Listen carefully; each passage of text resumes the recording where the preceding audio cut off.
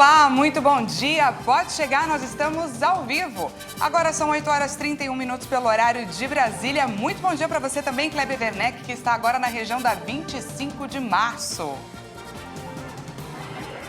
Muito bom dia, Daniela Paris. Nós estamos aqui ao vivo nessa cobertura especial, acompanhando as quase 60 horas de combate às chamas do incêndio aqui na rua 25 de março. Vamos aos outros destaques do dia.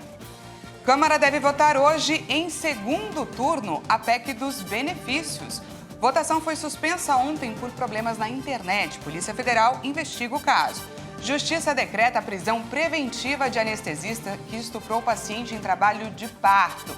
E ainda, Twitter processa Elon Musk por ter violado acordo de compra da plataforma. Essas e outras notícias a partir de agora.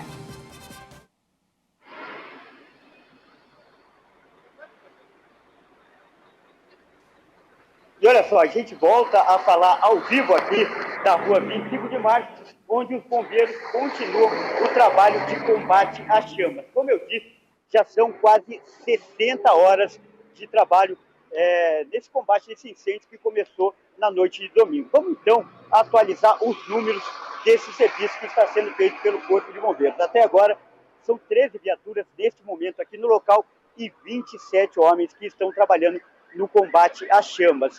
Mas no início, no auge dos trabalhos, 80 bombeiros chegaram a trabalhar aqui no combate às chamas para tentar apagar esse incêndio.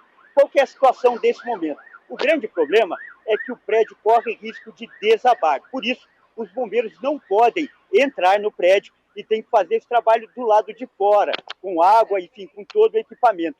Dificulta e faz com que o trabalho fique mais demorado. Enquanto isso, enquanto o trabalho se prolonga, os comerciantes e até as pessoas, os consumidores que frequentam diariamente a 25 de março, aliás, um dos pontos mais movimentados da capital paulista, sofrem com os prejuízos, como nós vamos ver nessa reportagem. As lojas que haviam sido reabertas nesta terça-feira tiveram de ser rapidamente fechadas. Toda a área do entorno do prédio incendiado foi evacuada e várias ruas foram novamente bloqueadas. O incêndio, que destruiu ainda outros 3 imóveis, afetou também milhares de comerciantes, como conta o diretor da União dos Lojistas da Rua 25 de Março, Jorge Dibi. Interditaram os quarteirões, né? Então tem umas 2.000 empresas, 2.000 e poucas empresas fechadas, mais ou menos, é o que a gente acha aqui. Um prejuízo que não dá nem para mensurar. Com certeza, a associação não tem esses números em mãos, né? São perdas que chegam até as barracas das ruas da região. A Marcela, que vende marmita, já sentiu os efeitos no bolso. Geralmente eu vendo 2 carrinhos de marmitas e hoje e ontem praticamente um carrinho de marmita.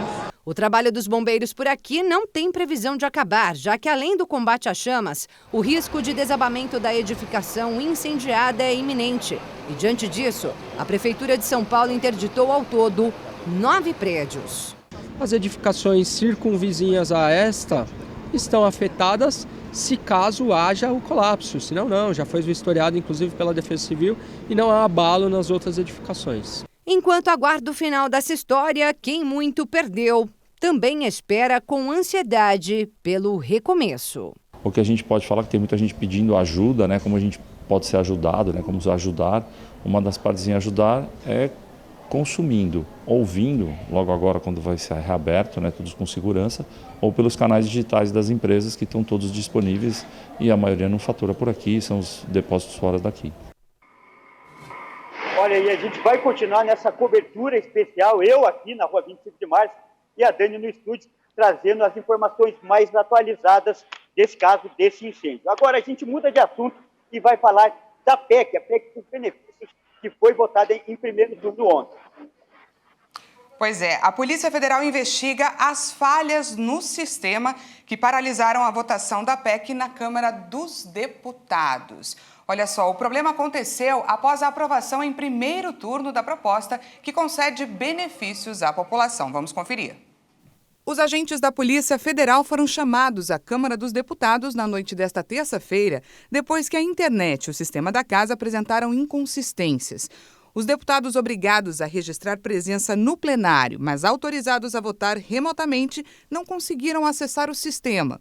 Por conta disso, Arthur Lira pediu que os parlamentares fossem ao plenário registrar os seus votos. Segundo ele, os 2 servidores de internet da casa de empresas diferentes caíram ou foram cortados automaticamente no mesmo período. Os problemas impediram a finalização da votação da PEC social, a proposta do governo que concede uma série de benefícios à população. Após o problema técnico, o presidente da casa, Arthur Lira, suspendeu a votação dos destaques da PEC e o segundo turno e solicitou uma investigação da Polícia Federal. Ele queria saber se a falha teria sido causada por ação interna ou externa. A Polícia Federal ficou até a madrugada desta quarta-feira analisando o problema ocorrido. A proposta foi aprovada em primeiro turno por 393 votos a favor, 14 contra e 0 abstenções. Eram necessários 308 votos.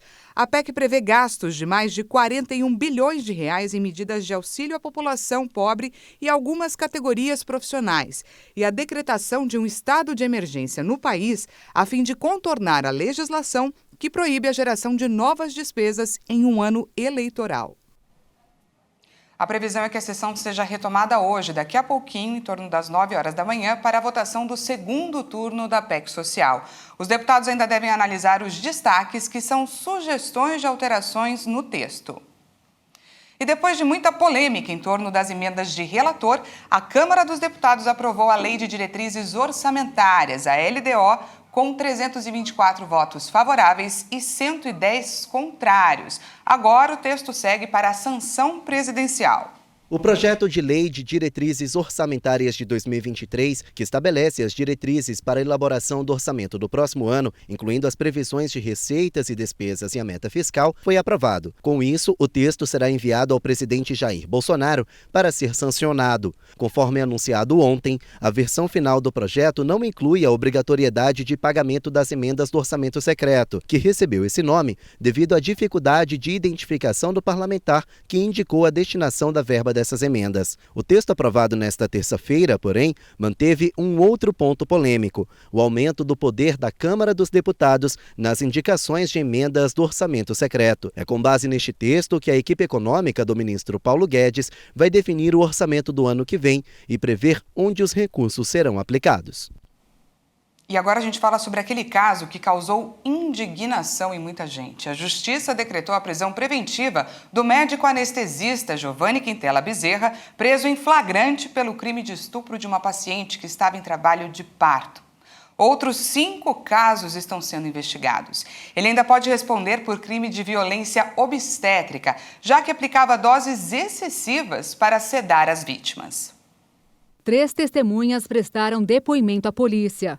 Uma delas disse ter questionado o médico sobre a quantidade de sedativos aplicados. Segundo a depoente, Giovanni respondeu de forma ríspida, perguntando se ela também gostaria de ser sedada. Uma segunda testemunha disse ainda que a equipe desconfia que o anestesista tenha abusado da segunda paciente, operada pela equipe no mesmo dia do flagrante. Em meio às investigações, a polícia descobriu que Giovanni Bezerra é réu em um processo juntamente com outros 2 médicos de um hospital particular de Duque de Caxias, por errarem um diagnóstico de H1N1 em 2018.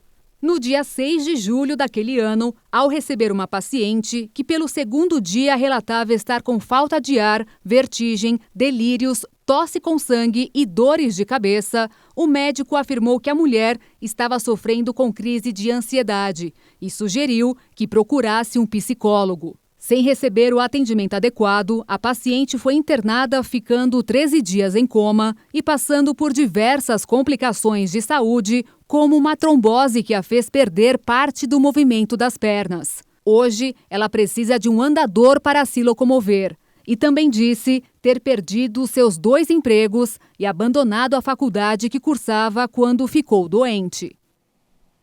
O assunto agora é o coronavírus. Com tendência de alta dos casos de Covid há 17 dias, o Ministério da Saúde registrou 40.173 diagnósticos da doença nas últimas 24 horas. São mais de 31.400.000 infecções confirmadas no país desde o início da pandemia. Segundo o Ministério, Mato Grosso do Sul novamente não atualizou os dados. Vamos aos números. O Brasil confirmou mais 70 mortes por Covid-19 em 24 horas. O total de óbitos pela doença desde o início da pandemia já chegou a 668.180. Em um dia foram registrados 40.173 novos casos de Covid-19. Ao todo, já são 31.497.038 diagnósticos confirmados. A média móvel de mortes chegou a 163 vítimas diárias. A curva apresenta tendência de alta, com variação de 34% em relação a 2 semanas. Já a média de casos na última semana foi de 43.131 registros por dia. Esses dados mostram uma tendência de alta com variação de 74% em relação a 2 semanas. Agora a gente volta a conversar com Kleber Werneck, que está na região da 25 de março e traz mais informações sobre o incêndio que acontece desde domingo. Kleber, é com você. É isso aí, Dani. A gente volta aqui falar ao vivo e com as informações atualizadas. Daqui a pouco a gente vai mostrar a situação do prédio onde começou o fogo. E olha só, 9 prédios ainda também correm o risco de desabar. Tudo isso você vai ver daqui a pouco.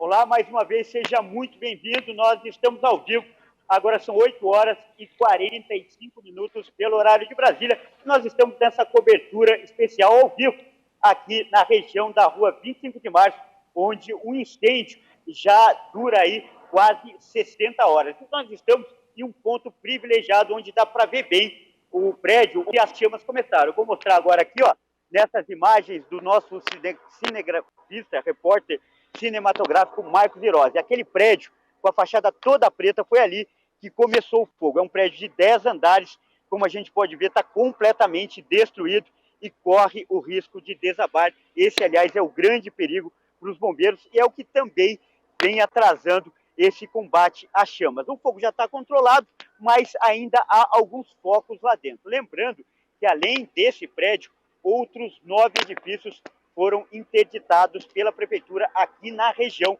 e também correm o risco de desabar. Ontem, o prefeito de São Paulo, Ricardo Nunes, também afirmou que vai pedir a demolição desse prédio que a gente acabou de mostrar. Segundo o prefeito, o edifício já está condenado. Mas isso não é tão simples assim.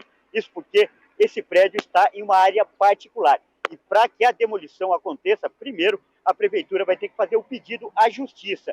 E só depois da justiça dar autorização é que terá que ser feito um plano para demolição, um plano aí envolvendo até os engenheiros da prefeitura para que haja uma execução com segurança. Outro problema também que chama atenção aqui é o tempo, isso porque há risco de chuva. E com a chuva, a demolição do prédio, a queda do prédio fica ainda mais perigosa. Então, todos esses detalhes agora chamam a atenção do bombeiro. Eu vou continuar aqui acompanhando esse trabalho de perto. E agora a gente vai mudar de assunto e vai para os destaques internacionais. Muito obrigada, Kleber, pelas informações. E o Twitter entrou com um processo contra o bilionário Elon Musk por quebra de contrato, daquele contrato de 44 bilhões de dólares, o equivalente a 240 bilhões de reais, no qual ele se comprometia a comprar a companhia. A empresa chamou a estratégia de saída do magnata de modelo de hipocrisia. A ação movida no estado de Delaware pede que a justiça ordene o bilionário a concluir o acordo para comprar a rede social, argumentando que nenhuma compensação financeira pode reparar os danos causados à empresa. As ações do Twitter subiram sutilmente nas operações após o pregão, quando a notícia veio à tona. Após semanas de ameaças, o empresário sul-africano retirou a oferta de compra na sexta-feira, acusando em uma carta entregue aos reguladores do mercado americano o Twitter de fazer declarações enganosas sobre o número de contas falsas. A rescisão do acordo de compra que Musk assinou em abril estabelece as bases para uma batalha judicial potencialmente longa com o Twitter, que inicialmente tinha se oposto a vender a empresa ao magnata. A plataforma defende seu controle de contas falsas e prometeu forçar o presidente da SpaceX e Tesla a concluir o acordo, que previa uma multa de $1 bilhão em caso de descumprimento. A rede social diz que o número de contas falsas é inferior a 5%, um número questionado por Musk, que acredita que a porcentagem é muito maior. E você vai conhecer agora a história de um fanático por futebol que foi de bicicleta da cidade de Dourados, no Mato Grosso do Sul, até o Rio de Janeiro conhecer o estádio do Maracanã. E olha, ele não foi sozinho. Seu fiel companheiro de 4 patas também entrou nessa aventura. O que você faria por um sonho? Este jardineiro largou o emprego de 10 anos para enfrentar quilômetros e mais quilômetros de rodovias em uma bicicleta, sem planejamento algum, rumo ao Rio de Janeiro. Na bagagem, alguns suprimentos básicos, uma barraca e o Billy, este simpático cachorrinho de 7 meses. Foram mais de 1.400 quilômetros, 54 dias numa jornada emocionante em 2 rodas. Em companhia do cachorrinho Billy, o Eliseu mostrou que consegue e foi até o Rio de Janeiro conhecer o estádio do Maracanã. Foram mais de 2 meses enfrentando chuva, sol, frio, calor. Um esbarrão de carro aqui, outro ali. Mesmo com alguns sustos, Eliseu conta que tudo valeu a pena, quando finalmente pisou onde mais queria. É muito prazeroso estar aqui e ver essa dimensão, essa maravilha que é o Maracanã. Me receberam muito bem lá. Foi muito gratificante ter chegado lá e concluído conhecer o Maracanã. E o Billy foi fundamental durante toda essa jornada. Para fazer a mesma companhia, alguma coisa para mim se preocupar também, né? Ele me ajudou bastante, psicologicamente, né, também. Muito bom companheiro. Além de conhecer o estádio do Flamengo, time do coração, Eliseu afirma que o aprendizado valeu muito, mas muito a pena. E já está programando outras aventuras. Quero conhecer Curitiba, né, me falaram, Paraná, mas também depende muito da situação financeira, né? É muito complicado também, né? Sozinho não tem condições, né? E agora a gente volta a falar com o Kleber Werneck, que está na região da 25 de março, e ele vai contar para a gente como é que está a situação para os lojistas, que já estão com as portas fechadas há 3 dias. Kleber, é com você. É isso mesmo, Dani, eu volto a falar ao vivo aqui nessa edição especial do Jornal da Manhã, para relatar os problemas que esse incêndio de grandes proporções, que começou no domingo, tem causado neste que é o maior centro comercial a céu aberto do país. A gente viu agora há pouco aí, na reportagem da Maria Clara, que os lojistas e os consumidores estão sendo muito afetados. E agora a gente vai atualizar essas informações. Olha só aqui, ó, a gente pode ver, ó, portas fechadas. Muitos comércios não estão abrindo, mesmo porque o trânsito está interrompido. A grande problema para as pessoas chegarem aqui e para os fornecedores também de materiais. Eu vou caminhar um pouquinho aqui, ó, lentamente aqui, para mostrar essa loja que está aberta. As poucas lojas que abrem as portas ficam desse jeito aqui que a gente pode ver, ó, vazias, porque os consumidores também não estão conseguindo chegar de carro, mesmo o transporte público, já que várias linhas de ônibus tiveram que ser desviadas. Então, a recomendação das autoridades, que a gente também aproveita para fazer para as pessoas que estão assistindo, é evitar vir para cá. Quem tiver que fazer compras, segurar mais alguns dias, porque o momento não é propício para isso. Os lojistas, muitos, como a gente mostrou, não estão às portas, o transporte é complicado e o trabalho do bombeiro continua e não tem previsão ainda para acabar. É bom a gente lembrar, o fogo já foi controlado, mas ainda há alguns focos de incêndio e os bombeiros estão tendo dificuldade para chegar a esses focos, porque o ameaça desabar. Então, a gente finaliza por aqui com essa orientação para o público, de evitar essa região, pelo menos até o final de semana, e deixar para fazer as compras na semana que vem. Eu volto com vocês aí nos estúdios. Muito obrigada, Kleber. E a gente encerra por aqui essa edição especial para trazer para você aí de casa, para você que nos assiste, atualizações sobre esse incêndio que já dura mais de 60 horas e tem prejudicado bastante a região central aqui de São Paulo e o comércio, é claro. Essa edição fica por aqui. Muito obrigada a você pela companhia. Já às 10 horas, Kleber Werneck chega com mais informações e eu às 11 horas trago também. Até mais!